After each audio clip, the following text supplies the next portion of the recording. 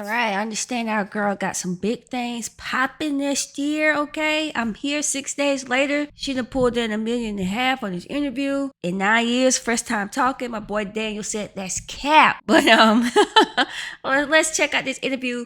You know what time it is? Let's get to it! It's more than statements, it's a way of life. Celebration.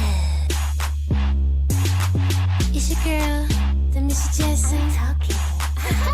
I'm just about to chop this up into, interesting moments from the interview. A lot of you guys said that this will help me put the Ray of Light, which is the next coming album I'm about to react to, into perspective. So yeah, I'm excited to see it. Let's see what our girl, the legend, Miss Blunt Ambition herself is talking about. Let's go. I don't believe that anything is random. I think everything that happens to us is meant to happen to us. Blondie actually got a song. Accidents never happen in a perfect world. So deep, you know. And is our girl still rocking some grills, some goals? What's happening? Let's go. I'm really, really happy to be with you after lots of FaceTime. So I'll admit, I never watched this man's podcast before. I didn't even know who he is, but he has some beautiful eyes, all right? Okay. Easy to talk to. Let's go. You don't do a lot of interviews. We don't see you doing interviews maybe even for the last 9-10 years, or give or take. What's your intent? Yo, why am I so excited right now? Like, why am I cheesing? So I don't know, but okay. The face is settling, right? That girl is looking good, okay? I like what she got on right now. Like, let's go. People ask me a lot through the years, like, what is the reason you're still sane? What is the reason you keep going? Why have you not fallen by the wayside like other people? Definitely a lot of my peers who are no longer with us, like, I mean, I heard people be like, that's a weird flex, but in reality, I mean, she's speaking the truth. Y'all live this at work sometimes, right? Like, boom, you started with like a group of folks, then you look around, they all go. Like, it feels weird, right? And so I know as an artist, it feels weird for her because it's like literally everybody who she came up with, even those ones not as AAA famous like a Michael, a Whitney, a Prince, right? George Michael. Like, we talking about even like the folks who were mid competition. She literally has no peers from her group. You know, it's like, that's wild. But I mean, I guess Cher feels the same way too, right? Who from the 60s still popping today? Let's go. what would you people? So that's really the point of, I'm not here to promote a product, or I don't want anyone to buy anything. I just, I want to share something with. I'm already hooked. It's genuine. She just wanted to sit up and talk, like drop some jewels, like the elder that she is at this point, right? But Donna is old enough to be able to be. Let me just drop some jewels on y'all, right? Like, this is how I live life. Instead of her writing a book, she pulled up to the podcast. Let's go. With people that has pretty much saved my life. That sounds dramatic, but it's true. Yeah, it seems like it's something that's extremely meaningful to you and a deep part of your life that often I feel you don't get to share in other spaces. So even though it's been a part of your life for nearly 3 decades, maybe you haven't shared parts of it before. What would your life look like if you didn't find it? I would believe that the physical world is all there is. I would believe all the illusions. And that would be my downfall. And that is most people's downfall. What does spirituality mean to you? Because I think that word itself means so many things to so many people. Yes, I mean, a spiritual life or a spiritual path could mean a lot of things.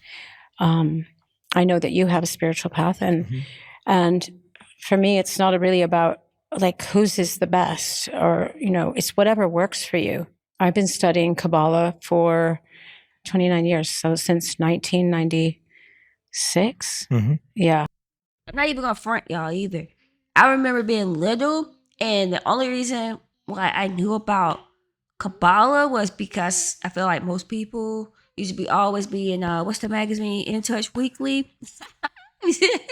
I take it to school, current event, and the red string thing. Yeah. Anyway, it's a long time. It's a long time. And I'm not a frivolous person. I don't suffer fools gladly.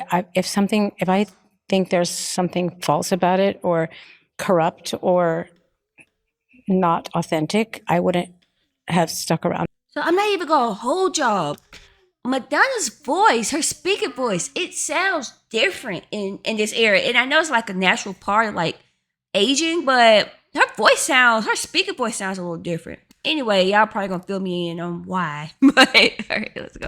We live in a very busy, chaotic world. Lots of noise, lots of distraction.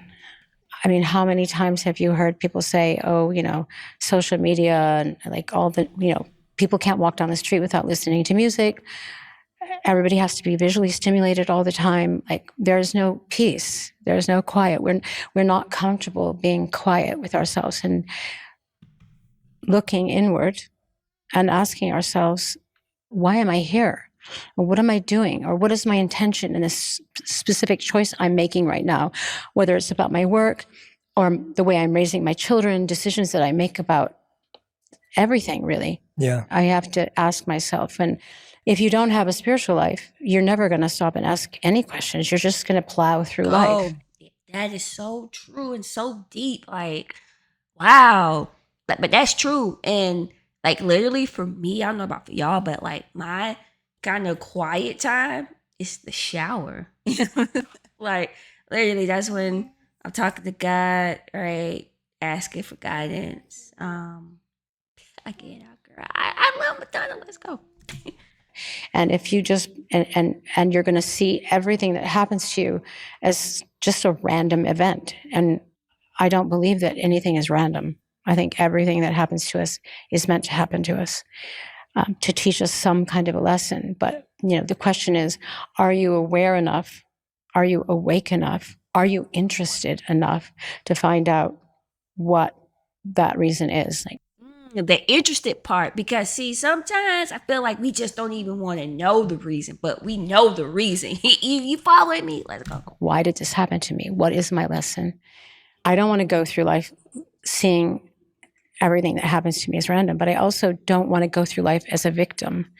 And I've had a pretty challenging life, and it's easy to fall into the trap of feeling sorry for yourself or like being a victim or you get up again over and over.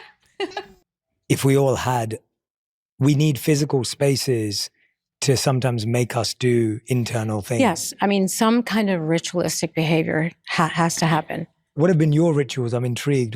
I'm curious. What are your spiritual practices and rituals that have been so supportive and emblematic of your journey that have kept you going at the times, as you said, there were so many times you could give up or things could go wrong, or you kept pushing and they kept you locked. What were they? What are they? Well, one really important thing is studying, making time every week to sit down and study. I mean, you can study the Bible, you can study the poetry of Kahlil Gibran, or you can study the Vedas, you know. And you did that, right? You actually studied different traditions on your I mean, to be honest, before I discovered Kabbalah, I was looking for answers.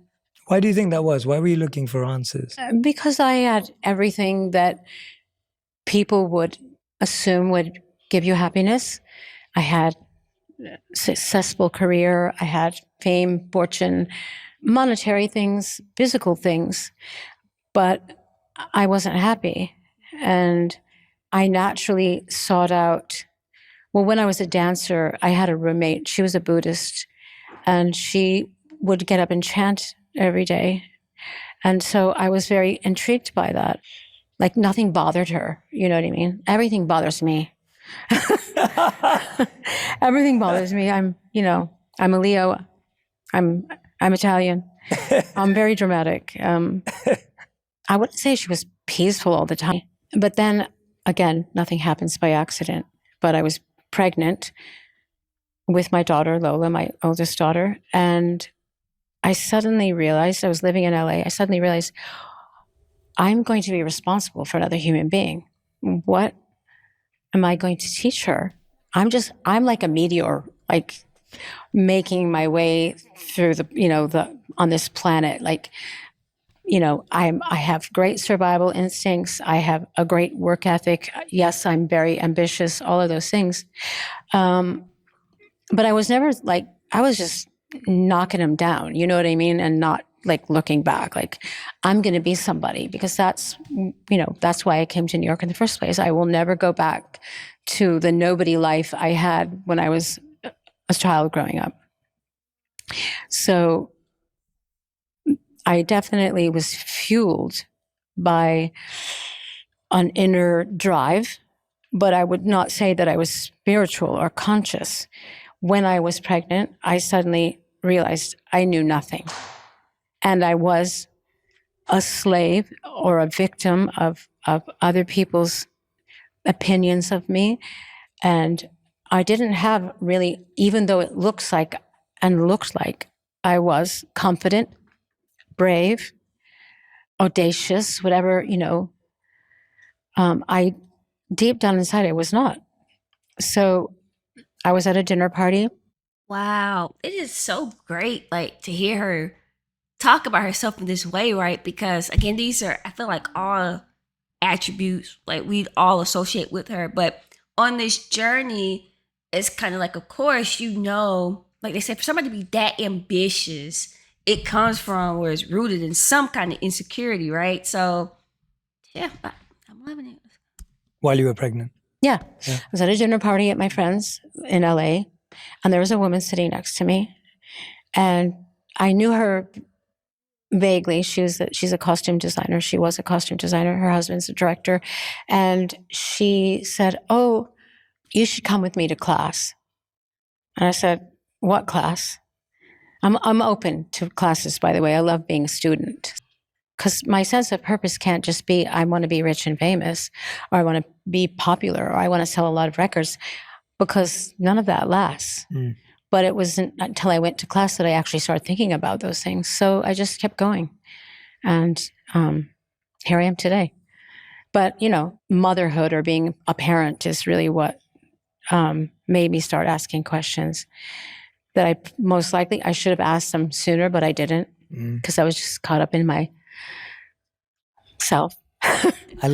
Like, for real, like being a mom, and also an added extra layer for me, being married, is like, you realize, like, it's not about you.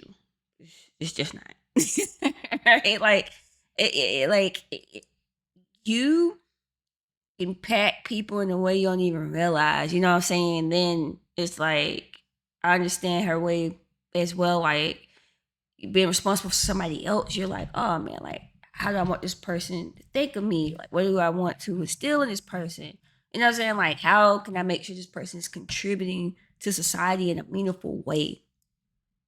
The important things that my teacher taught me was that I am not the owner of my talent. I am the manager. As long as you keep that consciousness and you're aware, like people who run to say, I did that. That was my idea. I mean, you created an opportunity for yourself by allowing yourself to be a vessel for this, call it what you like, magic. I think it's magic. I think when you channel artistic ideas and you have creative visions, it's magic. And when you overthink it, or you start thinking about how much of that you own, you stop it.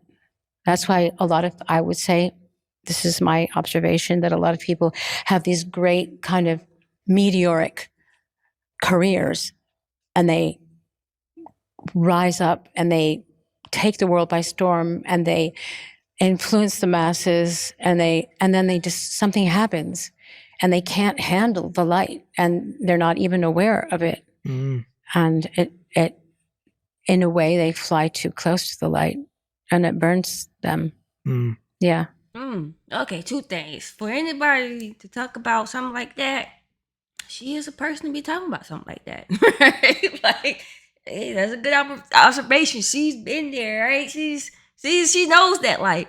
And secondly, though, like, bringing that back down to like just a kind of more, I guess, relatable thing, just like with people, right? When you're in school, you have to do like a school project, or you at work and you have to do a project, right? And you might be like, oh, so-and-so trying to steal my idea, da, da, da. And it's kind of like, to her point, when you don't give ownership of it to yourself, then it's kind of like shout out to Rich McCall from um uh, uh Drag Race, but it's waters off a duck's back. You know what I'm saying? Like you're not even worried about it no more. You just like cool, it's whatever because at the end of the day you realize like you know God is gonna bless me regardless. I'm gonna be good. I don't need the ownership. And sometimes, even my husband pointed out to me, like, this is when I was like really, really young. And I remember I had like this crappy sales job where I was like selling tickets over the phone. Yeah, it was sucked. I was lying to people. You know what I'm saying? Like, you got like front row seats, but really it wasn't. But anyway, I was like just doing so well, just selling these tickets that I was like the number one person across all, like the whole little company, whatever. Like they gave me some award called the Hustle Award. Like what? But anyway, my husband's like, sometimes you don't want to be number one because what ended up happening to me was I became a victim of my success in a sense, right? Because like literally I would maybe have like sold about maybe like 10 tickets in an hour. The minute I sell the 10th ticket, then they're like, oh, we're going to do a contest. The next person to sell a ticket, they get to go to, to say a Breezy Bowl or something like that, right? And then I'd be like, well, hold up. I just sold 10 tickets. Like, what? Y'all playing me. So, like, the girl is dropping some gems. Let's continue. That's that. I mean, And I would that's say that's really true about many of my peers that I had. I was lucky enough to know them, whether that's Prince or Michael Jackson or Jean-Michel Basquiat, the painter. Like these are like people who had just. And I'd be forgetting about that little relationship because it wasn't really in the journey for real. I think that was like the demo days, but weird to me that Jay-Z is like channeling his energy right now. That's a whole nother different thing. Anyway, let's go. Just were channeling.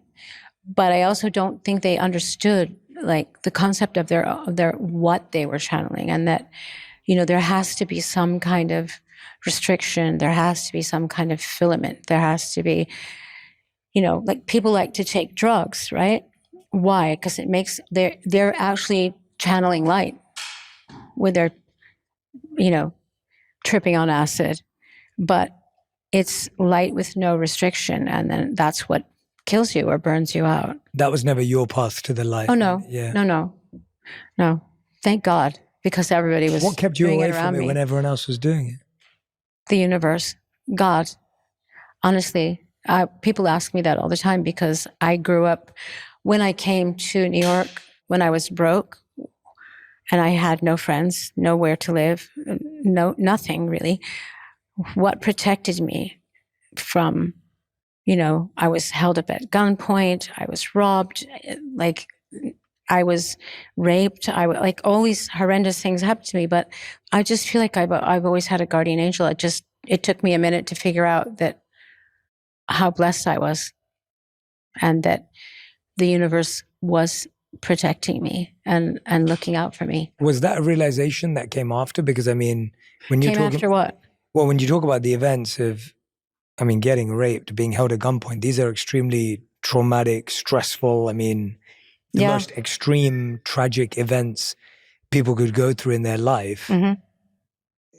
The realization you're sharing today, how long, talk to me about the journey of having that experience and then getting to the realization you just mentioned, because I'm assuming it's not immediate. And no. And what was through that? Well, arc? first there's just my determination that I think I had such an unhappy childhood that whatever happened to me in New York City, I was like, whatever happens to me is better than what my life was. Wow. So I'm sticking around. I'm not going back. But you see, the worst things that happen to you are the best things that happen to you, because if my childhood hadn't been what it had been, if I hadn't lost my mother, if I hadn't had all of these challenges as a child, I would have thought of my home as a place of comfort and I would have gone back. But I didn't. So that's what kept me going. And then, I'm gonna pause real quick. But it's just a shame, like, you can't get to like that level of introspection until later, right? Because especially, talking to somebody who is, a preteen, teenager, when you really go through a lot in life, right, as a young kid, and, people always give kids the cliche, oh, it's going to get better. But it's like, in that moment, they can't see that, right? They can't be introspective because they're going through it. So, like, again, like she said, like that was God's hand covering her. There are challenges in my career, even though I was very successful. I went through many periods of time where the press was beating up on me. I was demonized. What kept me going? I don't know. Like I said, I feel like that's Madonna's whole career, right? Unless Ray of Light might be different. The Vita era, they was kind of giving her some flowers a little bit. guardian angels, but again, I wasn't conscious of it until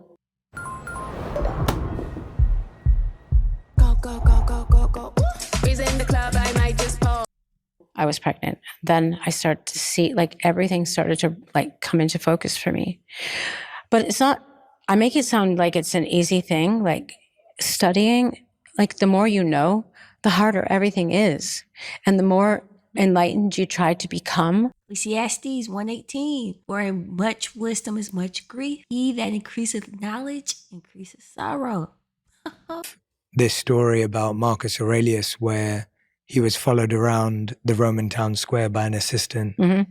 and the assistant's only job was to whisper in his ear, "You're just a man. You're just a man." Mm-hmm. Because people would praise him and people would shower him with accolades and compliments, and the assistant would remind him, and it said that that was done so that he could always remain grounded. I can imagine for you to not fall into the trap of believing you're the light is extremely difficult when you're one of the best-selling artists of all time, when you, like you said, you name the company, there's only the Beatles, yourself, Michael Jackson, that sit in this esteemed group of individuals who've achieved incredible things. How did you hold on to that beautiful belief that you're not the light and you're a manager of the light when anyone else could easily believe they were? By continuing to have a spiritual practice, a spiritual life, by continuing to study, like always pulls you back to center. Were you able to keep it up when you were like on tour or when you were building your album? Absolutely. Wow. I drove everyone crazy. My manager was like, "Why can't we have shows on this night? Or why are you late?" Because I'm praying. Like, what, you know what I mean? Like, no. Would you People pray who are before a only show? focused on, absolutely, pray before every show, but people who are focused on making money Yes. are definitely not focused on spiritual life. And you know what? It's so crazy. Y'all literally like a couple of months ago, me and Pressure, we was having this conversation. And, he's like, I feel like we getting lost up in the money on, right? Because y'all already know the journey we had before Empress. And, when I was praying with Empress, I get the whole video about that. I'll put it on the end cap. And we literally would pray every night. We'd be in the scripture doing Bible study. And like we were just so in tune with one another, right? And like we were, just open heart, like, the light that Madonna was talking about, like it was in our house. But then after Empress came a couple of months later, we still had the movie business and, the stress of money on, right? Or needing funds in this world to survive. That can sometimes pull you away from, like Madonna's talking about, like the spiritual practice. And that's one thing, honestly, candidly, like, still struggle with sometimes because it's kind of like, you make time for everything else. And then it's kind of like, oh, I'm too tired, to read the Bible. I'm too tired to pray, blah, blah, blah. And it's just one of those things where it's like, prioritize and seeing like what's important, you know what I mean? And I feel like it's just something that, is going to be a continuous struggle, but it's, never any mistaken that God is first, you know what I mean? You have to have your feet in both worlds.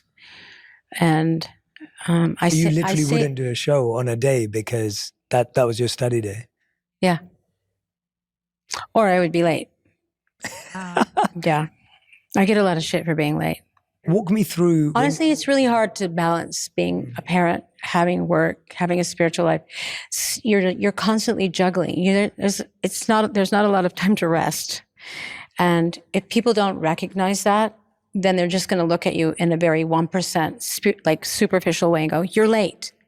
It's like, but you don't understand what I was doing before I became late. I want to talk about how spirituality affected you, your role as a mother.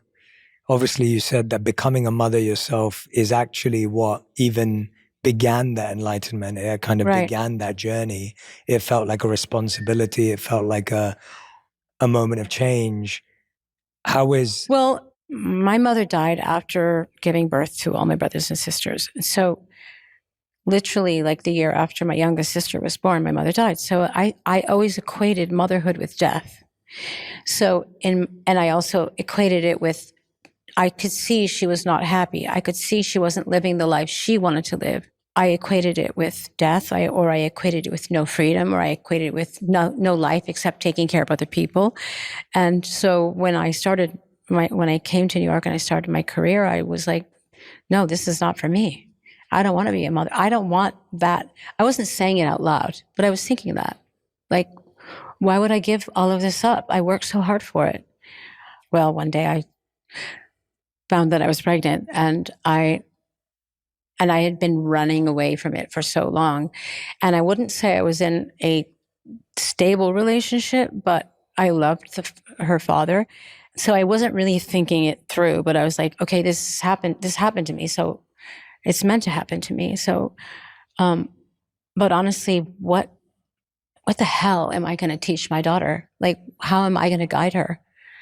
I've just been living this, completely selfish life, really, that, turned out good in many ways. But in reality, I was doing everything for my own self. And I also kind of thought, well, okay, I'm pregnant, so I'm going to be a mother. So I'll figure it out. I'll work it out. But honestly, I was scared shitless. And I wasn't in a traditional relationship. And once again, like, this is the story of my life. I keep finding myself in unconventional or untraditional or unusual or unfamiliar places. And I have to keep adjusting. And I would say that is also the reason that I am still here and still going and have the strength to fight things or just to survive. Because being too comfortable in life, I would say, is the downfall of a lot of people who started off taking chances, taking risks. Is that something success does to you, do you think, where in the beginning you take risks and you get out? I feel like that happens to other people, not me. I think I've always been I love that. Like, she's still very, like, aware of who she is, like, confident still. That was quick. Like, nah, not me, bro. like an outsider in life. I felt like an outsider growing up in Michigan. I felt like an outsider when I came to New York. I felt like an outsider when I moved to LA and had my Hollywood life. I always felt like I did when I was in high school. I don't fit in. And not fitting in is what saves you. And that, studying Kabbalah, nobody else was interested in it, not my friend group. And if I would speak about it to people, they'd be like, oh, that's really interesting. Having a spiritual life isn't necessarily going to make you popular. That's true. But if you're a conscious person searching for truth, then it's going to be interesting. Like, I'm interested in your spiritual path, your spiritual life. I want to know what you do, what it does for you. Mm-hmm. I want to know how you do it because I'm curious. And curiosity and being an outsider, and those are the things that actually save you, even though it's not supported in our society. Like, to think outside the box, to take the road less traveled by, to not be so concerned with approval, public approval. And now we live in a world where everyone follows algorithms, and algorithms are the opposite of taking chances. They're the opposite of being unique. They're the opposite of spiritual life. They're the opposite of consciousness. That's why artificial intelligence cannot duplicate consciousness. It can duplicate doing things, following formulas, but it can't duplicate consciousness. So now, have we gotten really off the subject? I love it though. It's Yeah, good. this girl getting deep. This girl getting deep, and literally, like, you know what I'm saying? Oftentimes people like, oh, your channel should be so much bigger, but my channel not gonna be bigger like that because, again, like, I'm unconventional in the sense of my Patreons is they picks. Like, what do y'all want me to listen to? I'm gonna react to it, right? I'm not trying to chase the views. I just love what I'm doing. I love my people. It's great to be in your stream of consciousness, and on that point I'll get back, but I often get asked the question right now when I'm on panels of, do I ever believe that AI will have a soul? And my response is always, I just hope. I guess I'm assuming you Kabbalah. you wanted to pass some of these teachings on. Yeah. I mean, they grew up learning it and studying or listening to me study with my teachers or listening to other people. And they would bounce back and forth between thinking it was silly or something weird that mom does, but I see that it has impacted all of them. What makes you see that? What? Because they study. Not all of them, but I feel like my children who have a spiritual life are happier than the ones who do not. But obviously they could start at any time. It could happen. I'm not, there's no coercion in spirituality. It's like if you choice. Oh, she said a word there. That's what people don't understand. You can't force somebody to, like she said, to be spiritual. Like, that's something innate. That's something that a person is going to have to go through and unlock when they want to. You can't force somebody. You just can't. Just like, to me, you can't force somebody to get off drugs either or stop drinking alcohol. Like, that is something literally the person has to decide when they're ready to do it. My girl dropping gems. Like you said, you lost your mother when you were 5. Mm-hmm. To a certain extent, I resented my father growing up because I felt like he wasn't present for us emotionally. He did have a lot of responsibilities, and he's a deeply Catholic person, but I felt like he followed his spiritual path, or he followed Catholicism because that's how he was raised. That's how it was done. When I was growing up, if I wanted to ask a question about why do we do this? Why are we genuflecting? Why are we receiving the body and blood of Christ? My father didn't have an answer. He'd just say, that's what is written. And what drew me to Kabbalah was that I could ask questions and there were answers, and questions were invited, which is the opposite of how it was brought up. So I looked at my father as kind of like a religious robot. You know what I mean? Not that he's not a good person, but I didn't want to be a robot. And especially having a spiritual life, I started to see my father as a human being and see that he was a human that made mistakes and that he did the best with what he was taught, what he was given. When those cylinders start clicking in your head, you start to have a lot more compassion, not just for your parents, but for all people who don't see life the way you see it, that you don't agree with. It brought me to a place where I could have more compassion for him. Wow, that's crazy. Because, again, like, Madonna is so on it. Like, I remember when I was little and, like, we didn't really go to church a lot, but, like, this one particular time we went to church a lot. Like, my parents were having issues and my mom was like, okay, we're going to go to church. And so I remember being in the Bible study class, like asking questions, like, why is this, why is that? And to the point where, like, the Bible school teacher's like, oh, you're going to be a lawyer. Like, you ask too many questions. Like, dang, I asked too many questions. That's crazy. I mean, that seems like a really big gift. Yeah. To have that understanding. And I could agree. I think spiritual context creates so much compassion when you are able to zoom out and look at someone's life. Like, I remember the moment I really had compassion for my dad was when I visited the home he grew up in, which was this room. I mean, I can't even compare it. I used to always want to seek revenge. You know, if somebody did me wrong.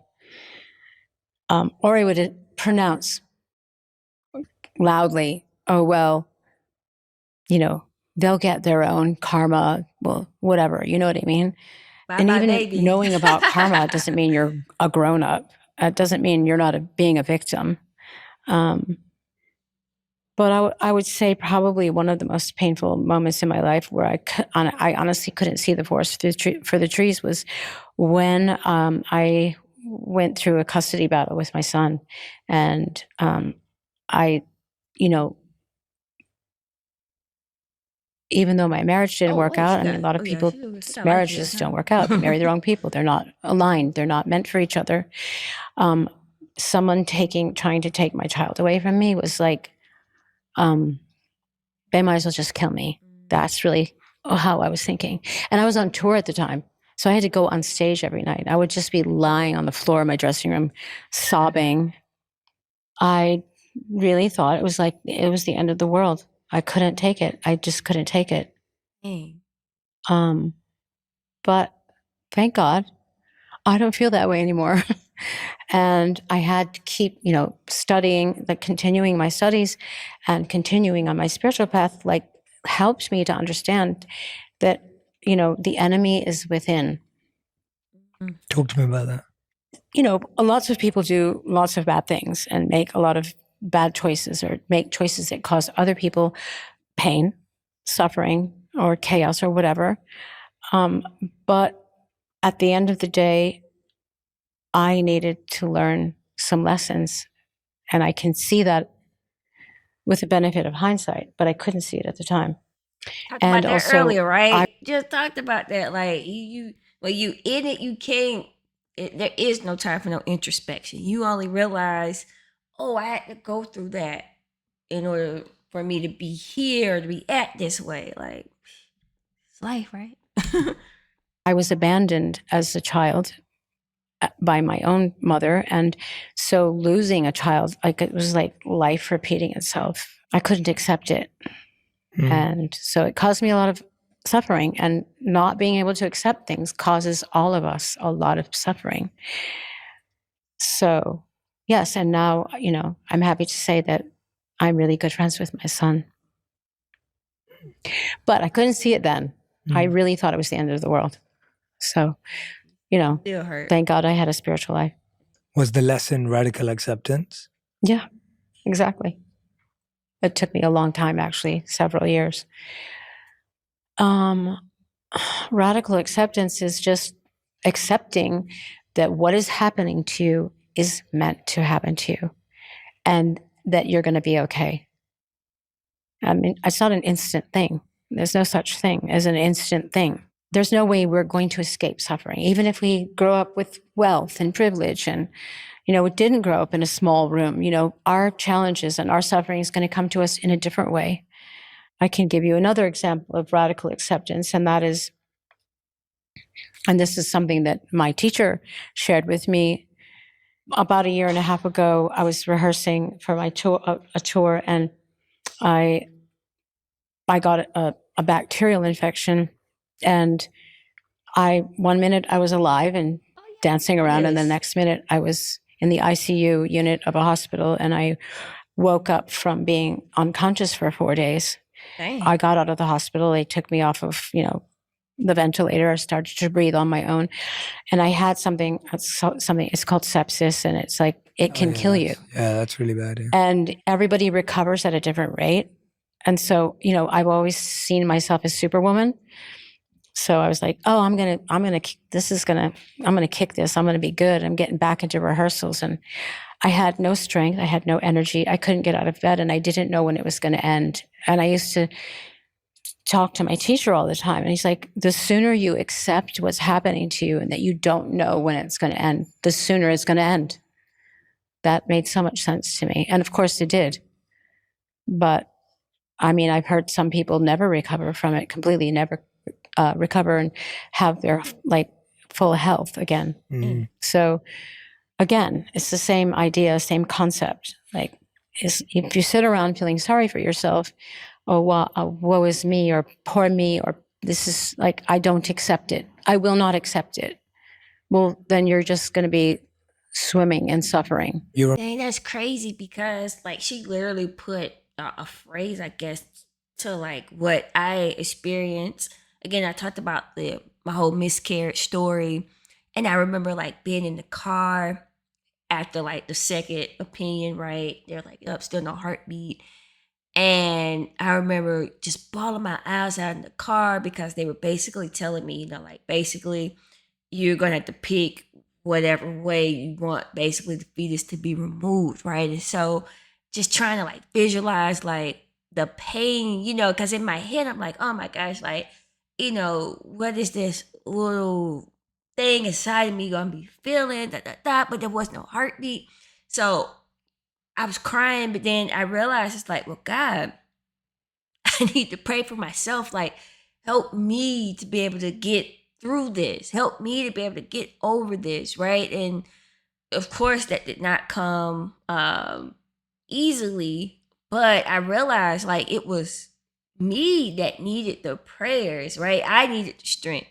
I needed to be able to move forward and continue my life after this. You know what I'm saying? So listen, man. Oh, you can always expect some gems in the Madonna interview, okay?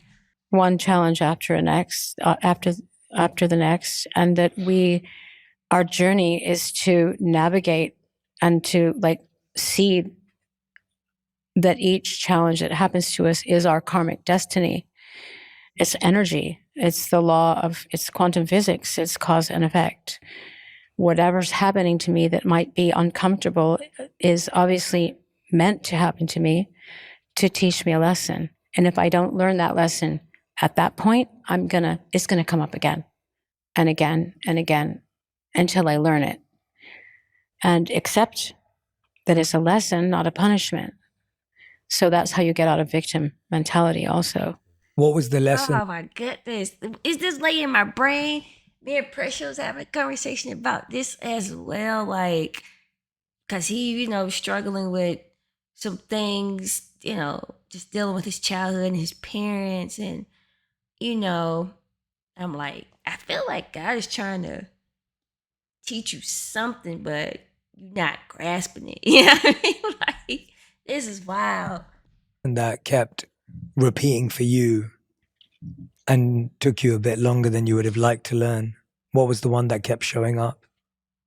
Betrayal or abandonment. Sometimes they go hand in hand. But wow, it really kept me, like I saw a lot of people, or I felt and experienced that I was constantly being either abandoned or betrayed. So that kept me in a state, sometimes often like feeling sorry for myself, stuck in a place of blaming others and not taking responsibilities for, well, how did I bring this upon myself? Or why, asking the question, well, why is this happening to me over and over again? Obviously, I need to learn something. Manifested incredible amounts of success for yourself, incredible amounts of wins and all the rest of it. Mm-hmm. Talk to us about your process of manifestation. What does it actually look like? If you're manifesting things and you're not conscious that it's a gift from the universe, from the light, from the creator, whatever you want to call it, if you're not aware of that and you're not conscious, then, okay, you invented something. Great. You created this thing that now is selling billions, but everything becomes finite when you're not manifesting with the consciousness that you are channeling something. You don't own it. So that's a big thing. That's the key part of it. Yeah, sure. So if I have a successful show, if anything happens to me successfully, like is perceived as a success in the outside world, I just say, that's, how blessed am I? I manifested that with the help of God. I didn't do it on my own. I do nothing on my own. That's interesting because Michael Jackson used to always say like he was just the tunnel through which like the songs came. That's interesting. And if you think you're manifesting on your own, and you're like an ostrich with your head in the sand, and there will be an end to whatever you're manifesting. So if someone desires something, they've got to recognize that it's not there. Manifesting success is whenever you want something for the sake of sharing. When you want something just for yourself, like I'll be happy when I have 10 Bugattis and a mansion in every major city, and I'm the brand ambassador of Louis Vuitton. No offense to Louis Vuitton, just throwing that out there. But you know what I mean? Like those things like really make people happy. But it's short-lived. And sooner or later, everybody comes to that realization anyways. It's just whether it's sooner or later. And these are the things I talk about this in our studies, you know. Low-key, I love like when her songs keep coming up. Like earlier in the interview, he mentioned Material Girl. Now she's... I'm a Madonna geek now. Anyway. Really, really difficult things. And I feel like forgiveness for us in the world today is probably one of the hardest things for us, whether we've been betrayed, whether we've been lied to, whether we've been exploited, whether we've been taken advantage of. And we always hear the age-old phrase of forgiveness is for you, it's not for them. And you hear these things, but it's... Wait, who says that? It's common like verbiage that exists in the world, at least, of this idea that, don't hold on to grudges. Well, you shouldn't. We shouldn't. Yeah. And it is ultimately liberating for us to forgive. But obviously the world benefits from our empathy, our ability to forgive. Talk to us about that conditioning. And I'm a fighter. If somebody messes with me, they're going to get it. You've always been like that. Yes. But, when things happen to you and there's not a tangible enemy that you can like put your finger on, like, what are you going to do? You have to lean into radical acceptance. But, there's things, there are things that have happened to me in my life that I just thought, I will never forgive this person. I will never. Now, I don't want to have those feelings anymore because it's a prison and it's poison to not be able to forgive and to live in a state of like holding a grudge or hating someone or wanting them to suffer. It's like a kind of poison. It's like a kind of cancer. That's why it's important to find a way to forgive even people that you perceive as your biggest enemies. For a really long time, it was my brother who died recently, because I think the hardest ones are the people that you feel like you're the closest to. They're your greatest ally, and they turn on you. The people that hurt you the most are the people that you love the most. And when life doesn't go the way that you expected it to go, that you suddenly, that this pain is unbearable, and that you think what's going to save you is to think vengeful thoughts or to never forgive. Like that's going to give you some kind of power, magical power. It doesn't. It just weighs you down and eats away at you and is poisonous. So that's a growth mindset. Listen, I could still be a little petty. So having to forgive my brother, knowing that I had to forgive my brother was, it's like your ego dances around it. Like, yeah, I'll get to it. I'll get to calling him up or talking to him or being his friend or helping him. But eventually I did. And I know I'm being mysterious. If someone you love deeply betrays you and does something that shows that they have no consciousness in that moment that they made that choice to do that, it's a bitter pill for me to swallow. I can't speak for everyone, but I imagine that lots of people feel this way. I'd agree. For my brother, I didn't speak to him for years and years. And it was him being ill and reaching out to me and saying, I need your help. And me having that moment, like, am I going to help my enemy? That's how it felt. Yeah. And Downstairs. I just did.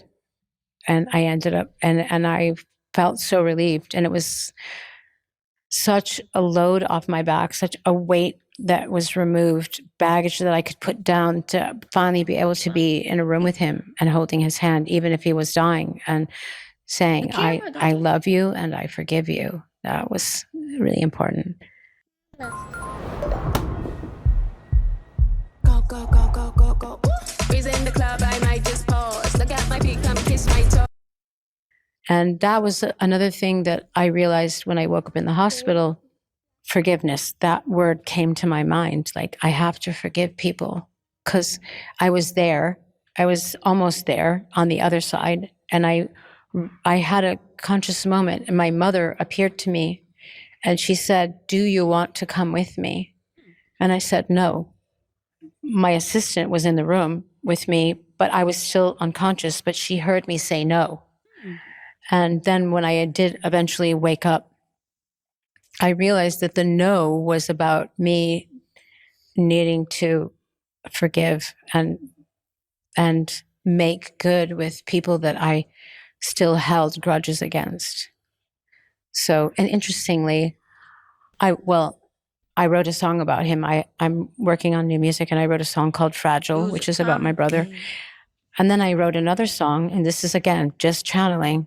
It's called Forgive Yourself.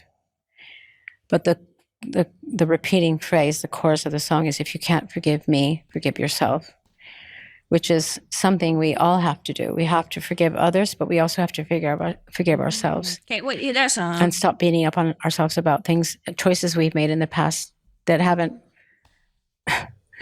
worked out. And what personally was the becoming or the overcoming that you went through to really receive that soul's purpose that you're living by? What was it that birthed that idea within you?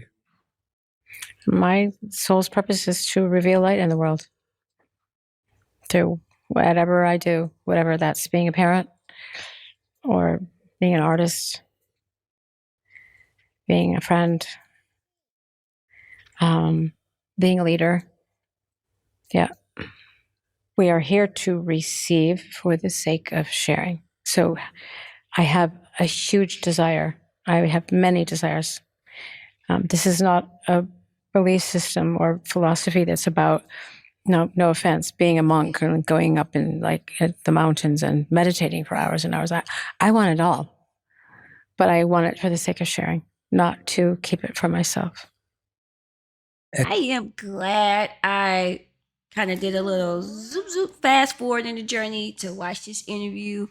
Very great to see, like, again, but I've always felt like throughout the journey we've been able to identify, like, collectively these vulnerable moments from Madonna, but to hear her now, older, wiser, so to speak, and to hear kind of like where her headspace was in this next album we're about to get into, the journey. I love how the journey matches up like this sometimes. It's like, perfect timing, right?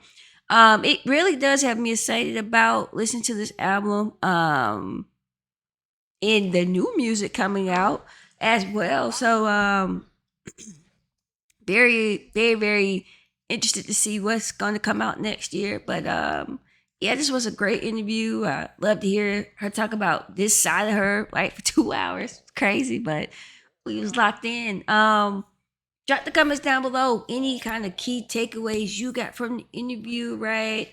Y'all know how we always chop it up. I would love to hear it. Again, no spoilers, so don't connect anything from this interview with no songs. If that is the case, don't do it. Just save it, all right? Wait till we get there. But yeah, I hope everybody's out there feeling good, staying safe, and I'll see you guys next time. Bye.